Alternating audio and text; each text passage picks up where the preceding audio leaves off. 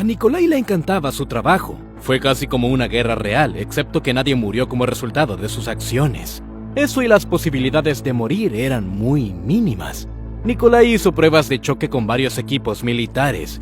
También disparó contra tanques y otros vehículos de combate con diferentes armas. Luego tomó notas de los resultados. Hablando en general, se divertía tanto como podía con las cosas. Un día su tarea fue probar la fuerza de un tanque T-55.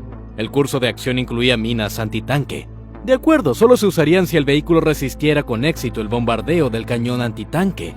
Nikolai tenía un principio al que se adhirió incluso cuando se trataba de tecnología. Nunca dispares a un hombre desarmado, dijo. Por lo tanto, durante las pruebas de choque, Nikolai siempre cargaba sus sujetos de prueba de metal. Podría ser peligroso, sus compañeros le dirían. Bueno, ¿un tanque vacío va a disparar de vuelta? Nikolai respondió con calma. Él era superior a ellos en rango, por lo que podía darse el lujo de decir esas cosas. Y así esta vez también, Nikolai continuó con su tradición inmutable. Cargó el cañón del tanque experimental con varios proyectiles de 100 milímetros y luego pasó a la posición de combate. Nikolai se escondió en una zanja a una distancia lo suficientemente grande como para que, en caso de explosión, los escombros no lo alcanzaran. Empezó a apuntar y... ¿Qué demonios es eso?, exclamó Nikolai. ¿Por qué me apunta el tanque? ¿Quién lo controla? Nikolai se enojó pensando que alguien de su unidad debía estar violando los procedimientos, pero no había nadie allí. «Estamos todos aquí», respondió uno de los jóvenes con cautela. Salió corriendo de la trinchera y comenzó a agitar los brazos con la esperanza de que esto detuviera el tanque. Luego se le unió el resto de los oficiales y soldados. Solo Nikolai permaneció en la trinchera. Se dio cuenta de que el tanque, a pesar de todo, le apuntaba directamente. No importa quién estaba allí, necesitaba disparar primero. Nikolai disparó varias veces, pero fue en vano. La torreta del tanque continuó moviéndose. El cañón apuntó en dirección a Nikolai y sonó un disparo. No quedó rastro del valiente militar. Incluso un rifle antitanque quedó reducido a nada. El resto de los participantes de la prueba se escondieron en rincones cercanos y no se atrevieron a asomar la cabeza hasta estar seguros de que el tanque había dejado de moverse. Mantuvieron sus ojos en él y esperaron a que el agente enemigo abandonara la máquina de guerra. Sin embargo, pasaron varias horas y nada de esto sucedió. El grupo de captura que llegaba se deslizó con cuidado y se dirigió a la cabina del tanque, y no había ni una sola alma viviente dentro. ¿Quién fue exactamente el tirador? Siempre fue un misterio para esta unidad militar. Sin embargo, este T-55 siguió siendo utilizado con fines de combate, como si nada hubiera pasado. Ese tanque era SCP-516. Ahora se guarda en uno de los garajes de la Fundación SCP. El tanque anómalo se produjo en la ciudad ucraniana de Kharkiv, en un momento en que Ucrania todavía formaba parte de la Unión Soviética. A pesar de las características del objeto, todavía se usaba con fines militares. El desgaste del vehículo de combate así lo demuestra. De hecho, solo el cañón del tanque y su torreta blindada técnicamente tienen propiedades anómalas. Los registros de la Fundación los enumeran como SCP-516-1, y aunque la torreta ha sido reemplazada muchas veces, aún se conservan sus propiedades anómalas. A partir de esto se ha concluido que la anomalía sigue siendo todo el tanque en su conjunto, pero su efecto se manifiesta exclusivamente a través de la estructura del combate giratoria superior. La anomalía del objeto se activa solo si el cañón está cargado con proyectiles de 100 milímetros. Luego, el tanque se vuelve parcialmente autónomo y puede disparar sin control humano. Si alguien intenta deliberadamente dañar un tanque, SCP-516-1 rastreará la amenaza y la destruirá con fuego de precisión. No importa en absoluto si hay personas dentro del tanque. El tanque no responde a las amenazas que están fuera de alcance. Aparentemente entiende que no tiene sentido disparar a aviones que están fuera de su alcance. Además, el arma atacante debe representar realmente una amenaza para el propio tanque. SCP-516 no atacará a una persona que agita los brazos o, como en uno de los experimentos, a alguien que empuña un cuchillo de carnicero. Si el tanque es conducido por una persona viva, la anomalía también mostrará ingenio. Cuando se controla manualmente, el tanque disparará solo a un objetivo inanimado, a seres vivos sin inteligencia o a personas armadas. En todos los demás casos, especialmente cuando el objetivo está desarmado, el arma simplemente se atascará. Al mismo tiempo, el objeto hará todo lo posible para evitar la muerte de personas inocentes. Incluso cuando está amenazado de destrucción, salvar vidas de las personas desarmadas sigue siendo una prioridad. Si apuntas con el cañón a una multitud de personas, el arma se atascará a menos que todos en dicha multitud estén armados. Sin embargo, debido al incidente 516-1A, esta noble propiedad de la anomalía ha sido cuestionada. En este experimento, el tanque disparó repentinamente y destruyó a 2 miembros del personal de clase D y a un agente.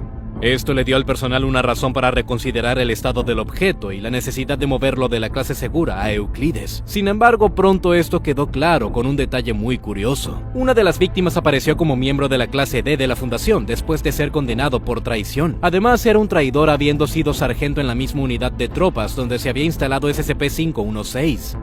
En pocas palabras, el tanque consciente no perdona a los traidores y se deshace de ellos de manera tranquila y serena. Todavía se desconoce qué pecados habrían cometido el resto de los muertos. Es posible que hayan luchado del lado del enemigo de SCP-516 en el pasado. El objeto llamó la atención de la Fundación cuando estaba a punto de ser desguazado.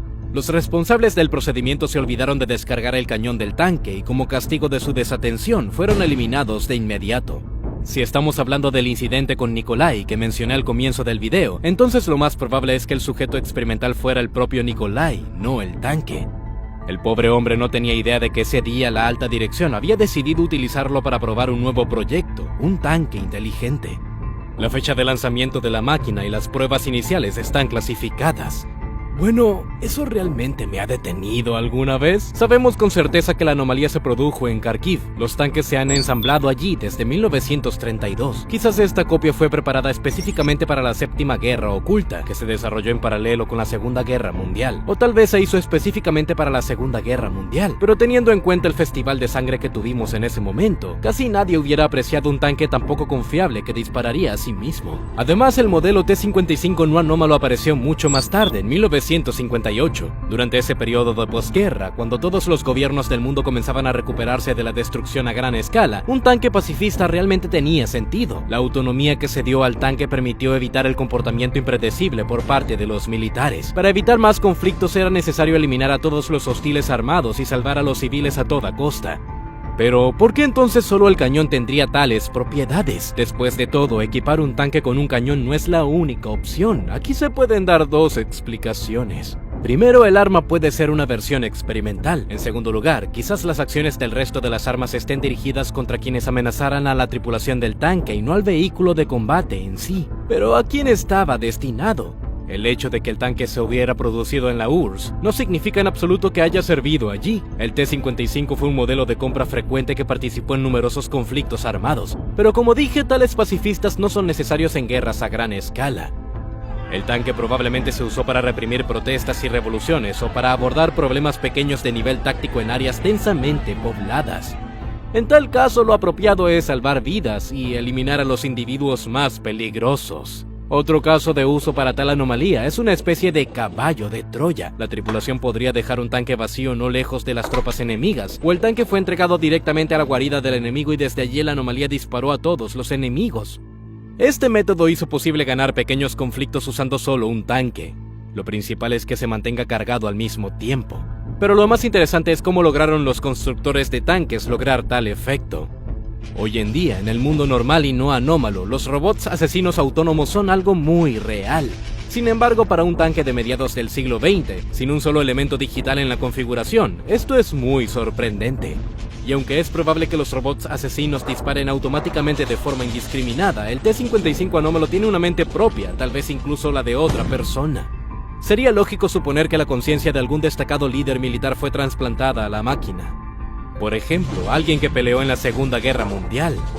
Pero habiendo visto suficiente de los horrores de la guerra, la conciencia del comandante decidió emplear sus capacidades de forma muy limitada. Al mismo tiempo, no deberíamos excluir exactamente la posibilidad de que la conciencia de la máquina de guerra se haya originado por sí misma. Debido a algunos efectos anómalos, el T-55 se convirtió en un objeto sensible. La mente del tanque inteligente es pacífica, lo que hace reacio a atacar a los humanos. Si su conciencia nació espontáneamente, es probable que también haya otras máquinas de guerra conscientes. ¿Cuán puras son sus intenciones? Es una pregunta abierta. Es muy posible que ahora mismo en algún lugar del mundo estén haciendo una nueva conciencia malévola dentro de un tanque bien equipado. ¿Qué sucede si un vehículo de combate de este tipo no solo puede disparar de forma autónoma, sino también perseguir su objetivo de forma independiente o llegar a su destino? A tal tanque no le importa quién se encuentre frente a él, ya sea un ejército armado o civiles. Disparará a matar a cualquier objetivo simplemente debido a su naturaleza viciosa. Si esto es cierto, entonces el personal de la Fundación debería estar muy preocupado, dado que las terribles leyendas sobre vehículos militares revividos aún no se han esparcido por todo el mundo. ¿Crees que es posible que exista la contraparte malvada de SCP-516? Y en general, ¿cómo podría el equipo militar adquirir tal inteligencia? Házmelo saber abajo en los comentarios. Nos vemos.